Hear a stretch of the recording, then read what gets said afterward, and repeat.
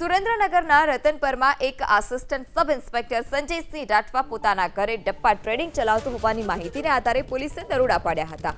આ કેસમાં ધરપકડથી બચવા માટે એએસઆઈ સંજયસિંહ રાઠવા નાસ્તો ફરતો હતો। એએસઆઈ સંજયસિંહને ઝડપી લેવા માટે જેતપુર પોલીસે અલગ અલગ જગ્યાએ છાપેમારી કરી, પરંતુ પોલીસ કર્મચારી હાથ ન લાગ્યો।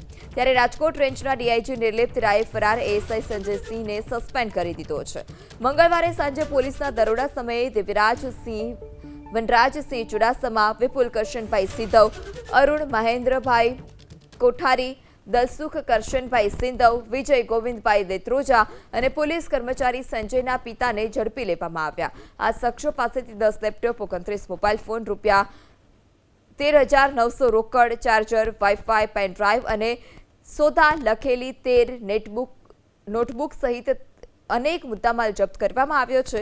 પોલીસની પ્રાથમિક તપાસમાં એએસઆઈ સંજયસિંહ છેલ્લા 3 વર્ષથી પોતાના ઘરમાં આ પ્રકારે ગેરકાયદે ડબ્બા ટ્રેડિંગ ચલાવતો હોવાનું સામે આવ્યું। આટલું જ નહીં, 3 વર્ષમાં અંદાજિત 100 કરોડના આર્થિક વ્યવહારો કર્યાનો પણ તપાસમાં ખુલાસો થયો છે।